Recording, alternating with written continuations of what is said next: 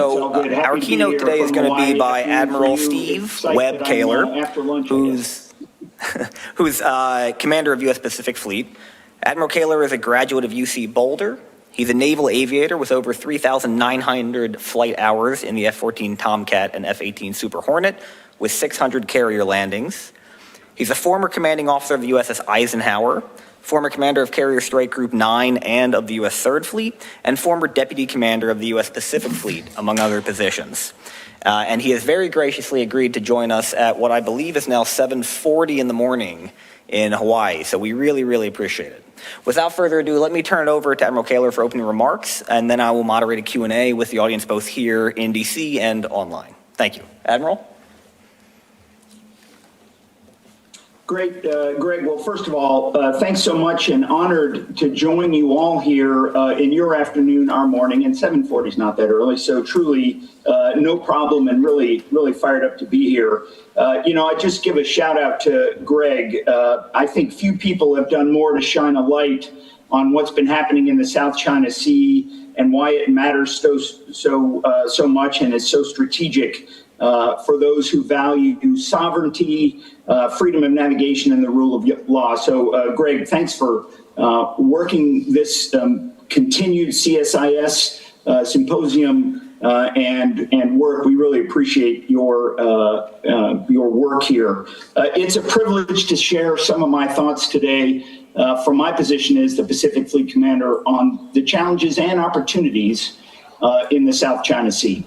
Specifically, I want to address this topic by sharing what I see as two major trends. First, there's a growing recognition that the South China Sea is part of a bigger regional picture. Much of the discussion on the South China Sea is on who claims individual features and waters in a static area, lines on the map. And while those lines are, of course, critical, for the littoral states, they define sovereignty as well as the energy and fisheries and other resources for their EEZs. But if you ask any of the Pacific Fleet's 150,000 sailors, or any mariner for that matter, they will also remind you that the South China Sea is linked closely to the wider region. It is the maritime thoroughfare along which commerce flows between the Indian Ocean and the Andaman Sea, the vital Straits of Malacca, passing all of the ASEAN states to Taiwan, Northeast Asia, and beyond. We can see that China's unlawful claims of control over the entire South China Sea are linked to its broader push towards hegemony in the region. Just as China has increased its deployments and aggressive tactics in the South China Sea, it has intensified its rehearsals for invasion or blockade of Taiwan just a short distance north in the first island chain. For the Pacific Fleet, our mission continues to be to deter aggression across the Western Pacific, together with our allies and partners, and to prevail in combat if necessary. That mission of deterrence applies region-wide, including the South China Sea and Taiwan. A conflict or crisis in either place would threaten the interest of countries across the region and all the countries who rely on economic ties with it. So the South China Sea is not a dispute in isolation, but part of a broader dynamic regional challenge, and I think it's useful for us to think of it in that way. Second, deterrence is largely effective in the South China Sea. In the last several years, China has deployed a growing number of vessels, including Chinese Coast Guard and maritime militia, with PLA oversight, to harass and coerce Southeast Asia states in their own waters. It has used the artificial island bases it built as a springboard for those actions. The tactics China is using have also grown steadily more aggressive: water cannons, ship-to-ship collisions, and lasing. Exactly 1 year ago today, we saw that violence on video in the Second Thomas Shoal. China Coast Guard forces attacked the Philippine Navy resupply crew with axes and knives, and it injured one Philippine sailor. A year later, however, it's become clear. The pressure that China is putting on is not working well. It has failed to intimidate Southeast Asian claimants and make them surrender their sovereign rights. Despite the pressure, the Philippines has been a leader in persevering and standing up to the challenges of sovereignty. It has maintained its presence at the Second Thomas Shoal and is resupplying its garrison. By shining a light on China's intimidation tactics at sea, it has shown that public exposure can help blunt the effectiveness of coercion. Manila strengthened its alliance with the United States, including our Navy. It's modernizing and deploying its maritime fleet to defend its maritime rights. They have deepened their security partnerships with many other nations who also value regional stability and international law and the need to uphold sovereignty and maritime rights. The Philippines continues to operate with navies of Japan, Australia, New Zealand, and many others, including the U.S. Navy, to conduct maritime cooperative activities in waters of the South China Sea. Malaysia, Indonesia, and Vietnam have also sustained or expanded their offshore oil and gas work in their EEZs in the South China Sea. This despite China's deployments and demarches to stop developing energy in their own waters. In addition, nearly all Southeast Asia littoral states have begun to prioritize improving their own maritime capabilities, whether that's with new vessels, patrol aircraft, sensors, or unmanned systems. The United States is proud to play a role with that effort, along with many of our other allies and partners. So in Southeast Asia, we have seen a laudable resilience and resolve to defend maritime rights in the face of mounting pressure. You know, I think the United States has been effective in deterrence as well. The United States, and certainly the United States Navy in particular, is privileged to be a friend, partner, or ally with nearly every nation that borders the South China Sea.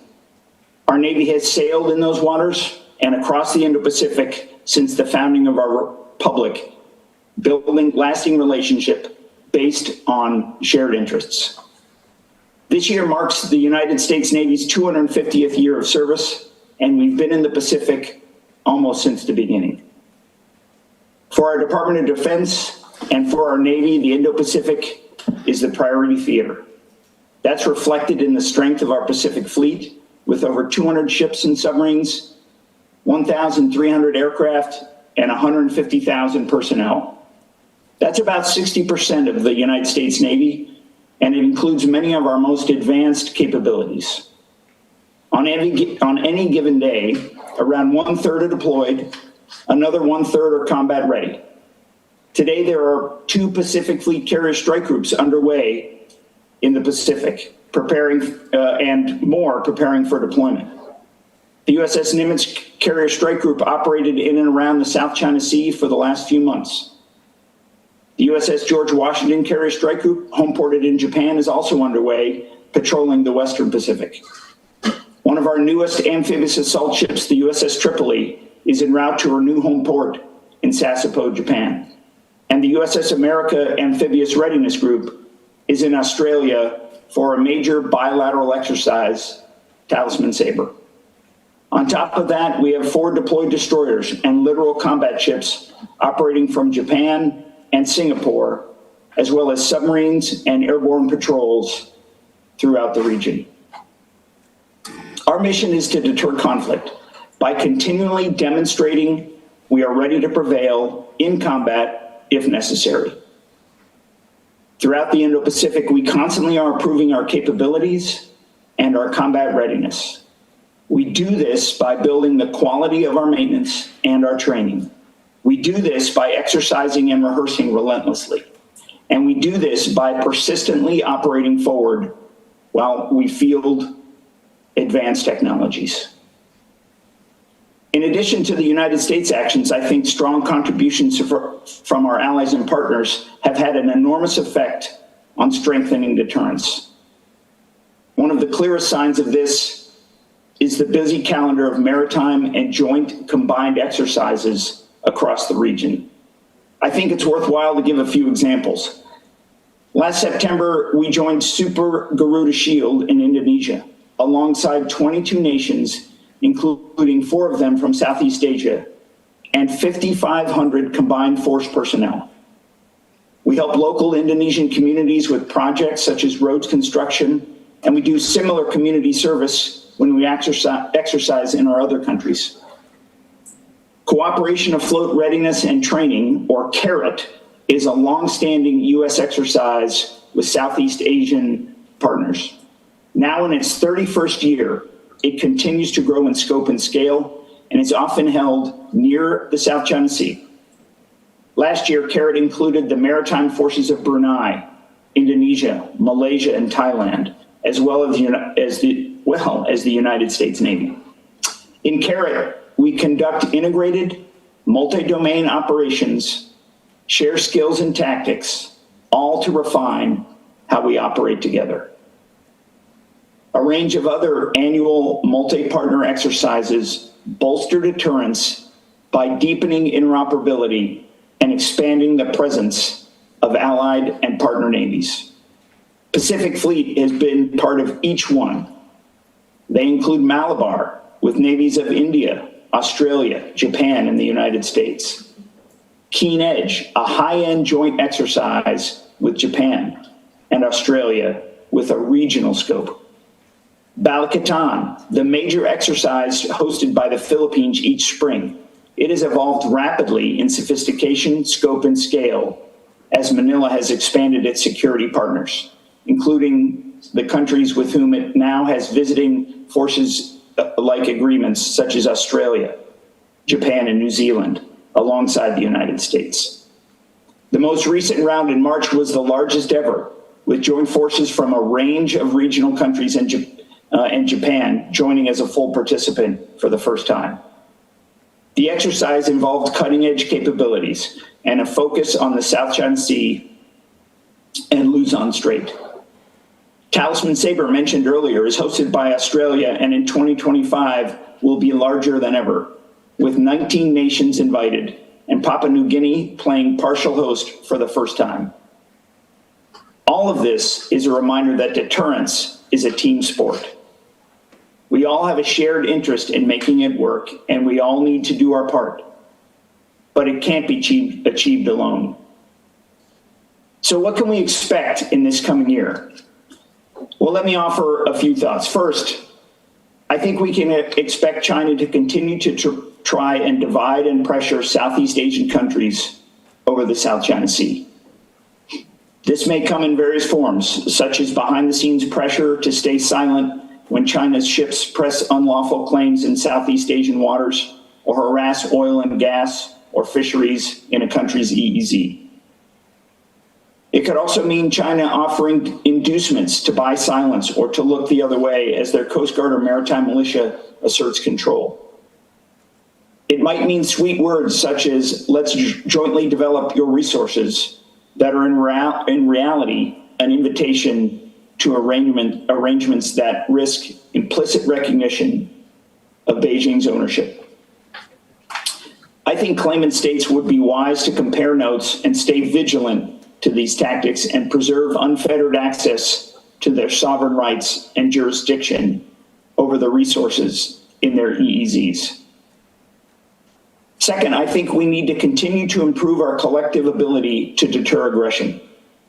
It's our constant duty, and we should continue to train and exercise together in meaningful ways. We welcome the trend of Southeast Asian states investing more in capabilities to protect their waters, and we encourage that to continue. The Pacific Fleet will always be ready to operate together with you to strengthen deterrence and show no individual country can be pushed around. As the Secretary of Defense said at the most recent Shangri-La dialogue a few weeks ago, no one should doubt America's commitment to our Indo-Pacific allies and partners. For the U.S. Pacific Fleet, I can assure you we will continue every day to build our alliances, partnerships, and expand our operations together in ways that preserve peace through strength. With that, I look forward to any questions that you have and our discussion today. Realizing it's by VTC, I really hope we can have a very nice dialogue, and thanks so much for giving me the opportunity to address you this morning. And Greg, I'll turn it over to you. Admiral, thank you so much for the opening remarks. let me begin with a couple questions, and then we'll turn it over to our audience, both here in the room and online. The last panel that we had focused on alliance coordination, particularly among U.S., Philippines, Australia, and Japan. But there was plenty of references to things like the maritime cooperation activities with other partners, Canada, New Zealand, maybe future efforts with some of our European partners or Korea.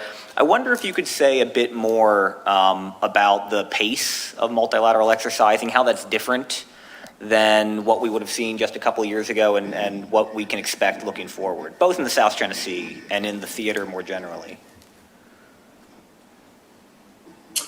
Yeah, it's a good question, Greg. What I would tell you, a couple things. One, having been in charge of operations from starting in 2018 for Indo-Pacific Command, where I drove a lot of the exercises and coordination between countries here from the Indo-PACOM perspective, and now coming back 6 years later now in this job.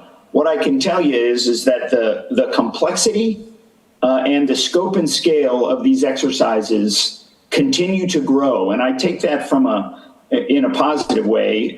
We've had a lot of exercises that we've worked on for years. Carrot as an example, Balkatan as an example, and as we look most recently, and the integration both with more countries coming into it, and the level of interoperability that we continue to grow, I think what we're seeing is exercises that instead of just doing them as a opportunity to say, hey, allies and partners are working together and that being a deterrent effect in itself.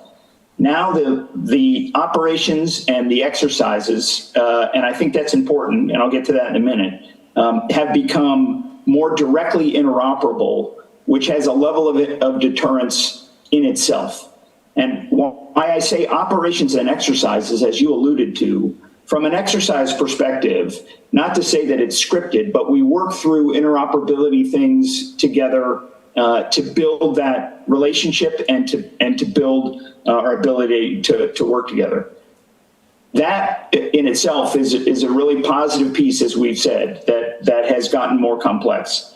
To your point specifically on the MCA, those are specific operations that have grown in complexity even in the last year and are a result of the exercises. So when you look at the capability and the reason for exercising, ultimately is for a deterrence effect when it matters. And I see that in the maritime cooperation activities that are happening specifically with the Philippines, sometimes with the United States, sometimes not, all together, allies and partners across the region, that is actual operations together from a deterrence standpoint. So there's growth from exercises to operations, and I think that's where we've come in the last certainly 10 years that I've been involved directly here.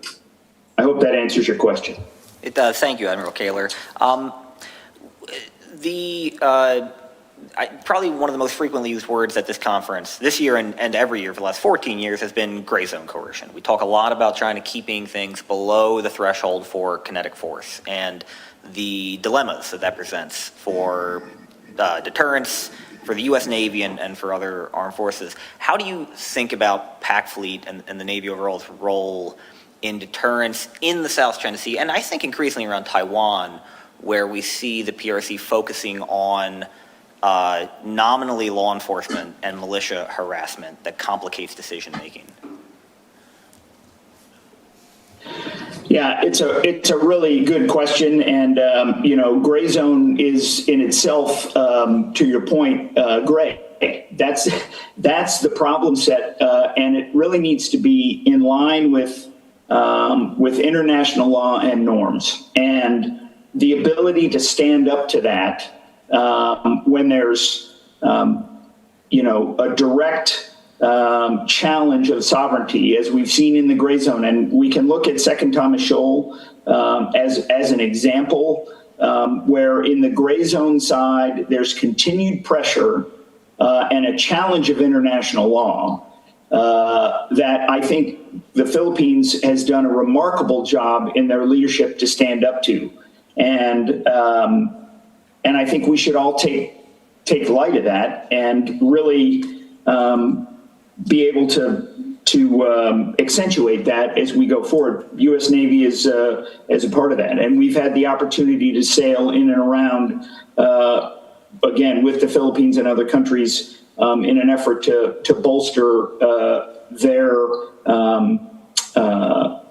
their push at this. I would tell you, when you look at the ability to push back on claims in international law, a perfect example is freedom of navigation operations, which a lot of times is looked on as a thing in itself. Hey, we're doing a FONOP as if that's a thing, and a military operation. There are shipping, certainly from a military side, that's sailing through it. But the point of that, specifically freedom of navigation ops, is challenging amongst international norms sovereign claims. And it's sailing where international law allows. And that's important. And we've seen that certainly regularly from the United States Navy. And we sail in and around the South China Sea and other areas that are disputed international law claims. And we've seen opportunity for other nations to sail in and around those areas. The Taiwan Strait is a perfect example. That is an international strait, and the ability for all nations and all navies and commerce to sail through an international strait is very important. And we see an enormous amount of sovereign countries joining. I mean, the United States does it too, but it's it's everyone sailing where international law allows. And I think that's how, from a perspective of the military in the gray zone, that's how we accentuate and work in that gray zone. And that you may have a follow-on question to that, but that's how I see that. I think I have a lot of follow-on questions, but I also suspect that the audience does. So I'm going to hold mine for now and turn it over to them. If you're in the room and want to ask a question, wait for the microphone to come to you, and then please identify yourself and make sure the question is a question, not a speech. Same goes for those online. Type your questions in and please identify yourself. Yes, right here. Hi, thank you to Admiral and Gregory. I have a question. I am Sherry Chen, and I have a question about the ratification of Law of the Sea. Because the United States Navy has played a leading role in defending the freedom of navigation under the United Nations of the Convention of Law of the Sea in the South China Sea. However, the United States itself has not ratified this law due to a lot of other challenges. So I wonder, how do you address the critiques, especially from the Southeast Asian nations and also United States other rivals like China, that question the credibility of the United States leadership on maritime law when it upholds the law and rules that it has not formally ratified? Thank you. Hey, thanks for the question. First of all, there's two ways I want to comment on this. First of all, within the policy side and the ratification from a military officer side, I'll let the political side work the ratification piece of that. What I would tell you is, from a U.S. policy side that I execute, we regard UNCLOS as customary international law. And it's binding on all nations. And we operate in the United States Navy in accordance with UNCLOS. I train all of my ship crews and the way that I sail in the South China Sea and throughout the world strictly in accordance with its provisions. And so I'll leave the ratification to other bodies. But I will tell you, from a United States Navy perspective, we operate directly and strictly in accordance with its statutes, and we support protecting the rights under UNCLOS, and we train to it. And that's how I work with UNCLOS. Thank you, Admiral Koehler. Next, John Blackson here. Admiral, how do you do? John Blackson from the Australian National University.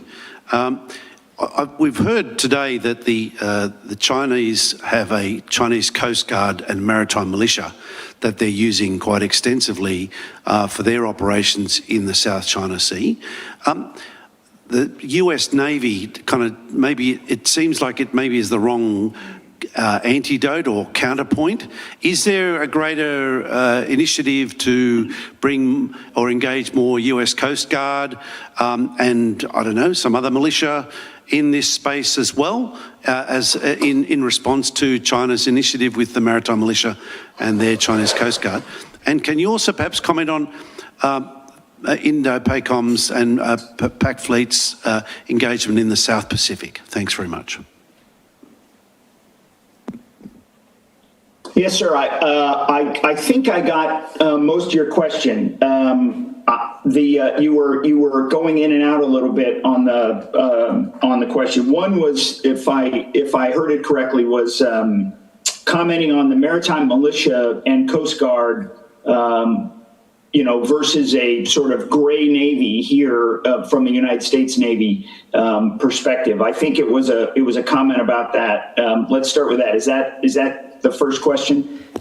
He also asked for any thoughts on increasing role for the U.S. Coast Guard or Navy cooperation with the USCG to meet that challenge. Yeah. Okay. First of all, couple comments would be I completely agree with you in the sense of the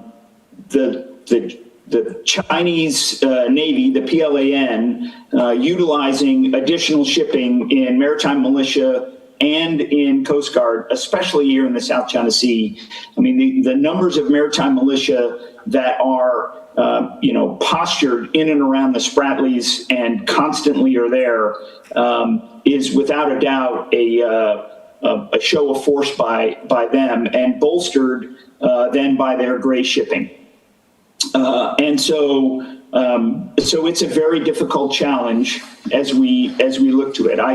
I think that their Coast Guard operates, under the guise of an international law look in the Coast Guard realm. I'm not necessarily sure that it's always in line with how other Coast Guards operate, as we've seen some very aggressive actions by both PLA or by the militia and the Coast Guard.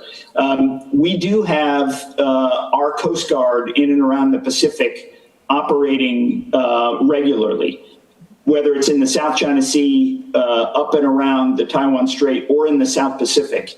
From an overarching numbers perspective, the Coast Guard doesn't have as many ships as certainly the United States Navy has, but we have a really strong partnership with them, and they have spent an enormous effort ensuring they're postured in the Pacific. In fact, currently there's a large exercise with Japan Coast Guard and the U.S. Coast Guard happening today. And so I think that capability is there, and it's a constant challenge for all of us regionally with the number of ships, both Navy, PLAN, Coast Guard, Chinese Coast Guard, and militia. They have a regional look in and around the First Island chain with an enormous size flotilla in that regard. And so our ability to counter that and work with that is spread between the Navy and the Coast Guard. I think that answered your question, and there was a second one, I think, concerning the South Pacific or the Western Pacific that you broke up on. I think the question was just if you wanted to say anything about the operations of PAC Fleet in the South Pacific. Yeah, I would actually. Really strong opportunity here. Again, we have, as you know, from a Pacific Fleet perspective, my area that I'm responsible for is from the coast of California to the west coast of India and pole to pole. So South Pacific is part of that, and we work to sail both in Pacific Partnership, which is an opportunity we do every year in and around this time for both shipping and engagements in the South Pacific. We work that both unilaterally and in concert with our Australian, New Zealand friends in the South Pacific, and it's very helpful, and it's an opportunity to be postured there and continue to work against the Chinese influence down there, which I think we all know is fairly large. I laud my New Zealand and Australian partners for spending an enormous amount of time working both, militarily, diplomatically, and economically in and around the South Pacific as a buffer towards the continued movement of China down there. And we will continue to operate there. I think there's certainly, not specifically in the South Pacific, but in that overarching area with Talisman Sabre and our operations here in the next few months, I think we'll have some good opportunity to continue to be in and around there. Thanks for the question. Really important work down in that part of the world. Thank you, Admiral. Let's take one from our online audience, and we'll come back to those in the room. So we have a question from journalist Christopher Woody. He asked, what implications does access to Cambodia's Ream Naval Base have for China's military operations in the South China Sea and the surrounding region? Yeah, you've certainly seen the opportunity there. It provides a additional basing perspective operationally for the PLA from a sustainment perspective, conceivably from a repair perspective, and from a volume perspective in and around the South China Sea. And the positive is that at least I think certainly more than symbolically, Cambodia has said Ream is open for other shipping to come in. Japan was very quickly in and around and pulled into port to Ream. I think you've heard the Secretary of Defense comment that he is interested in sending a ship quickly to Ream, and he looks forward to visiting Ream. I think that's an opportunity to counter it, but certainly operationally, specific work out of that area is another vector and another base further south in the South China Sea, which gives them opportunity and access further south from Hainan and all of the other areas that China has worked on. They've Fiery Cross Reef and Mischief Reef has been some work that they've built out, and we've seen that go awry from an opportunity for that to be humanitarian. We'll build out these islands at the expense of the environment, and now we've seen that grow very specifically into military outposts. They're claimed by China, and so sovereignly they think that those are theirs. When you have another base in another sovereign country and conflict arises, there would be difficult opportunity to counter that, realizing that every country gets a vote, and countering that from another country would be difficult. Thank you. Okay, next one from the audience. We'll go to the back and then here to the front.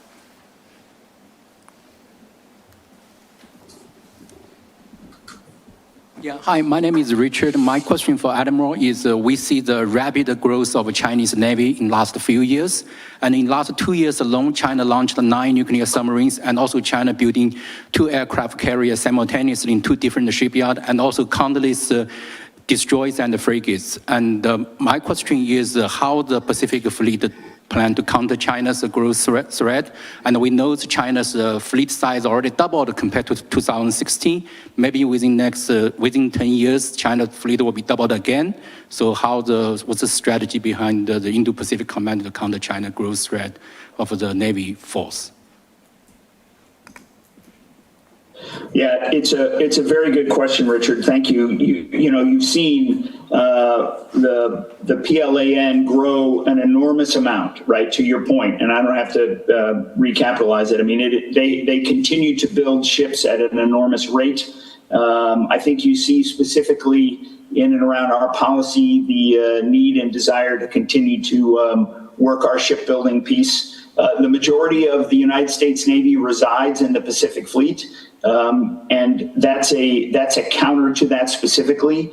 There is a capability piece where I feel the United States Navy is very much more and strongly capable and able to deter right now due to combat capability.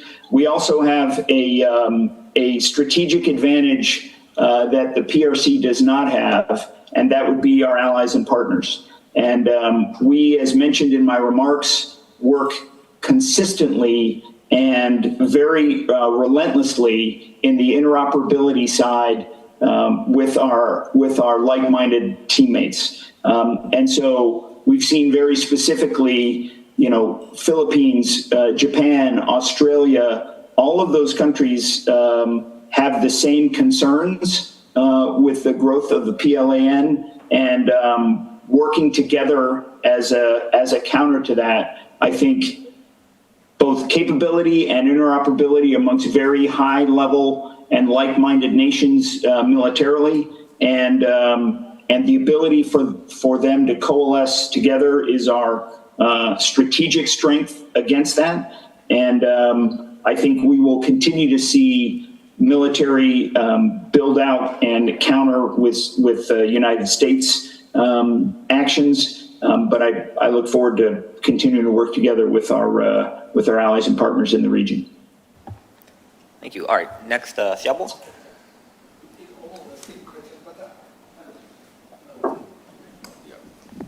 Thank you, Admiral. My question is maybe almost the same, but I may ask a very positive manner. And I'm Liu Xiaobo, the retired PLA Navy captain. So I have reached the same question to the Rear Admiral Harry Harrison 10 years ago when the PLA Navy joined the RIMPAC 2014. So what's your view about the PLA Navy's and the expansion, especially the recent two aircraft carrier operated in the Western Pacific? Do you think the relationship between the U.S. and the Pacific Fleet and with the PLA Navy would be the potential hostile or something relation like that? What kind of relation would you think? Sir, I missed the final piece that you said it would be the relationship between the PLA Navy and Pacific Fleet would be a potential, and then I missed what you said. Advisor or hostile, yeah. Whether it will become more hostile given the growth of the PLA Navy. Yeah. So thank you for the question. So I would say, indicative of professional militaries and the opportunity to ensure that we do not have any sort of unwanted, unbeknownst escalation. There's a requirement to continue to respect everybody's ability to operate and respect everybody's opportunity for a dialogue. We've seen over these past year or so the opportunity to have dialogue with the PLAN. I had the opportunity to meet Admiral Hu a little over a year ago, who is their head of Navy, and we've seen in the last year Admiral Paparo as Indo-PACOM, as well as political leadership have continued to discuss that. And so I do think that the PRC continues to push outwardly from an overarching regional Navy to a broader push outside of the first and to the second island chain. As I mentioned to a lot of people, they are building a global-sized Navy and currently have a regional problems that they work on. I think it's their desire to push that out and to have the opportunity to operate in other parts of the globe. We see that they continue to send a group to the Middle East and have done so for the last decade. And as you mentioned, operating currently in the Philippine Sea is a change from where they normally have. And so the continued work of the Pacific Fleet will be continuing to operate and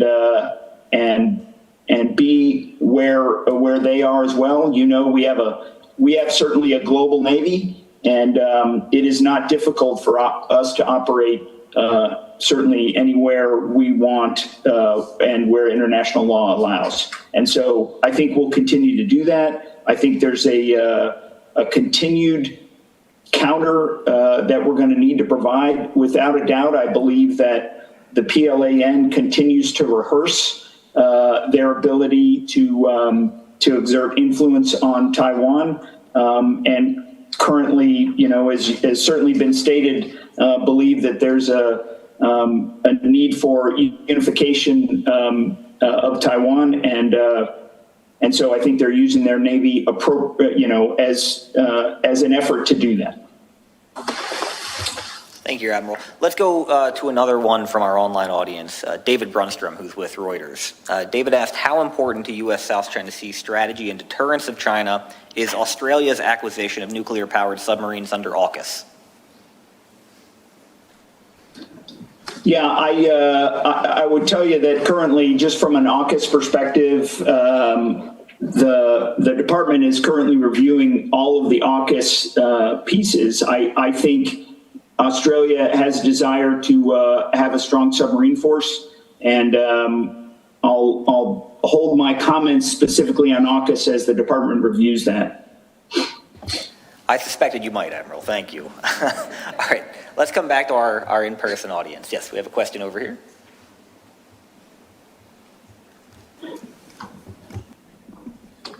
Thank you, Admiral. My name is Mark. Just a quick question. When you speak of deterrence, how can we incorporate Taiwan into outside of the framework that we exist right now? Thank you.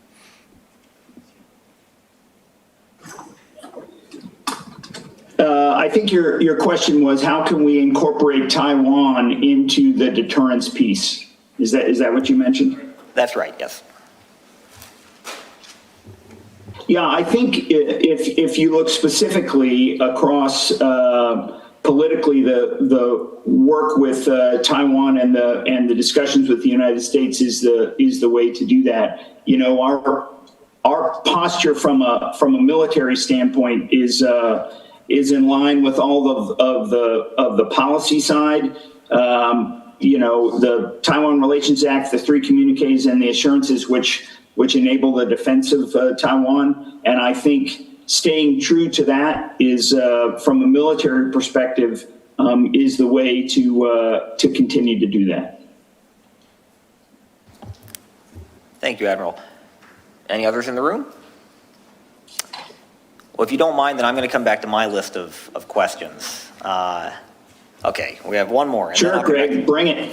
All right, we have a late question here, and then I'll grill you with mine. Admiral, thank you for your service. Family's been at sea. My grandfather was in the Great War off a destroyer in New York, and my father was in the Coast Guard out of Boston. As for myself, I had an aversion to seawater, so I basically studied the fleets at the Fletcher School, Maritime Studies, and King College War Studies.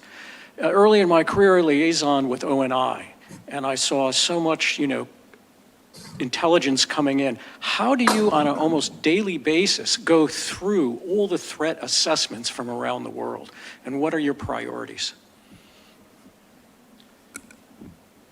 Well, first of all, thanks for you and your family for all of your service. I truly appreciate that. What you kind of brought up is the overarching volume writ large for Pacific Fleet. Honored and humbled to be here and have the opportunity to serve with 60% of the naval force, and then all of the challenges that brings. One of which is ensuring that we maintain the posture amidst all the challenges that the world brings on a day-to-day basis. How do I do that? there's a strong apparatus here with my my intelligence side and operations side, and we work through that daily.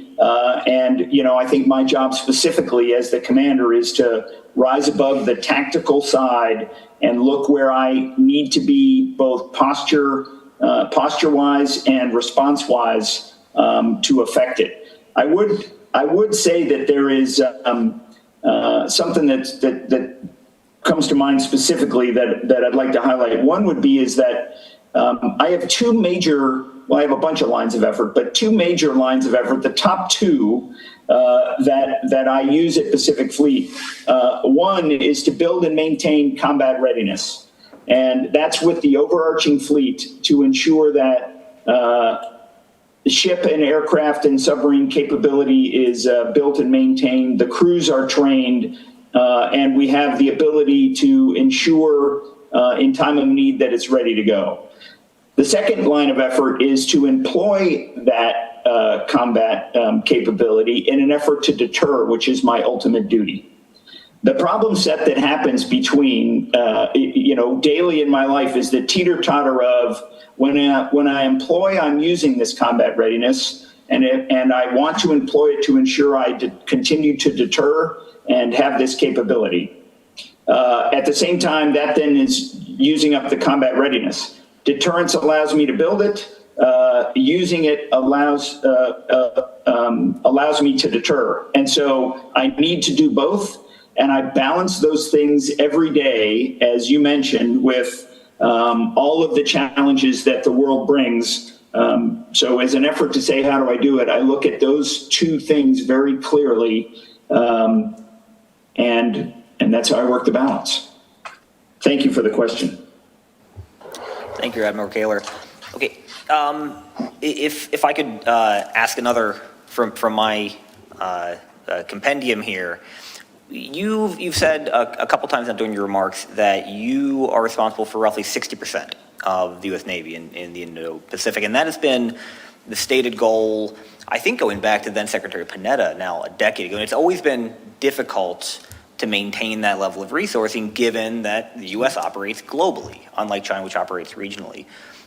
We just now had, according to reporting, to cancel a planned carrier visit to Da Nang because of the crisis in the Middle East. So could you speak to, you know, Indo-PACOM and PAC fleets, the tension, trying to maintain the focus on the pacing threat of the PRC in the Indo-Pacific while the world doesn't wait, doesn't necessarily say that only, you know, 40% of the world's crises will take place outside of Indo-PACOM's AOR? Yeah, Greg, it's a really good question. So to exactly your point, right? The world always gets a vote, and competitors get a vote. And so as we work to balance all of these things, it gets back a little bit to combat readiness and combat employment, right? Which I mentioned. Those two balances that I am constantly working on in an effort to, my perspective, deter the region that I'm responsible for, realizing that forces may and are needed other places, and how do I work that amidst all the challenges? And I would just say that it's a day-to-day challenge, and one that is part of being a military officer, is to work through the best ways to get after all of the challenges that we have. Some of them are to provide forces to other places, and then to balance that with the use of resources that I have here, realizing that I have to continue to deter. I think we have a pretty strong look and a comment out of the Secretary and a desire to ensure that the priority focus is here, and I feel that way. I'm strongly supported by Indo-PACOM. But I do have other resource challenges that I need to provide, and then work with my teammates here to build out that capability here, to provide response and deterrence options. I work directly with allies and partners who have a vested interest to work with us in that regard. And we see that across the entire region, again, from the coast of California to the west coast of India just today. So I appreciate the question. It's a constant bit of work, and one that I think we're doing pretty well at. Thank you.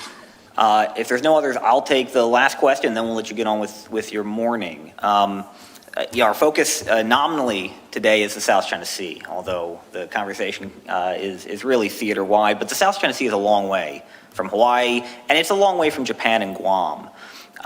Could you speak to the role that you envision for other partners, and I think particularly maybe the Philippines with the redevelopment of Subic to enhance sustainment, maintenance, and other capabilities for PAC Fleet, given this vast AOR over which you have responsibility? Yeah, Greg, another great question. You know, one of the things when I get somebody who comes to visit me from Washington, and they fly, they're 11 hours to get to Oahu, and they say, "Wow, the Pacific is really big." And my comment to them is, "Yeah, welcome to it. You're a third of the way across to the South China Sea. So thank you for the 11-hour flight."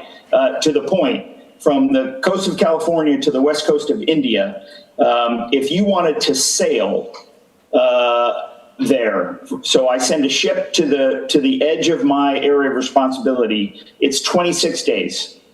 And so when you talk about the ability to get to the first island chain, which is nominally about 13 days from a shipping perspective, the required and the need to then have posture forward, and we do, right, from an overarching military capability, certainly in Northeast Asia from a basing perspective for the Navy, very strong. There's constant work as we build out, places. I would say you've probably heard it, places, not bases, as opportunity in and around the Pacific, and the ability to have things forward is really important. I think most recently, under President Marcos' leadership, there's been an opportunity here to continue to work with the Philippines and have, in this case, opportunity, whether it be in Subic or other places in and around the Philippines, to have some capability there which will aid and assist any sort of needed requirements should crises arise. I think it's very important. The time distance problem that the Indo-Pacific generates requires a level of posture, meaning things, agreements, and opportunity forward. It doesn't necessarily always mean bases. I think people think that posture means that you have to have a base forward, and that's not necessarily the case, as we certainly see. And so specifically as it looks to Subic Bay or the Philippines or Palawan or northern Luzon, all of those are strategic opportunities, and there's been a strong push and look out of certainly the OSD and Office of Secretary of Defense as an opportunity to do that, and we're going to continue to work with our Philippine allies to see how we can build that out. Certainly from my perspective, any opportunity to have things forward is helpful and beneficial from all regards in military operations. Thank you, Admiral. That's it for me. We have a couple minutes left. Perhaps you'd like to give us a closing benediction, and then we'll let you get on with your day.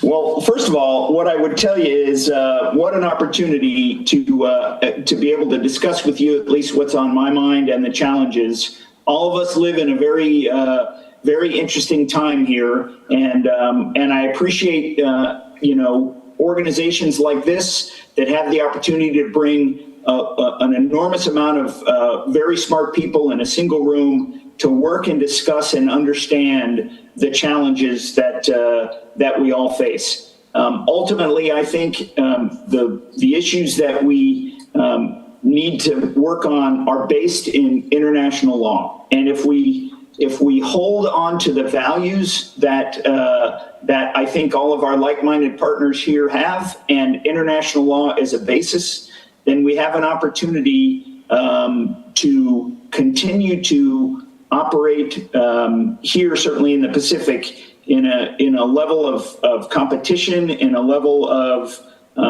capability that enables everyone to prosper. And that's a little bit, idealistic, but it's one that I think is very important to ensure, viability, economic, growth, and rights for all nations. And that's what we're based on here in Pacific Fleet, and certainly, I think, noble cause to continue to work on. I really appreciate the opportunity to address you all today, and I look forward to doing it again sometime. Thank you. Let me ask those in the room at least to join me in thanking Admiral Koehler for his time.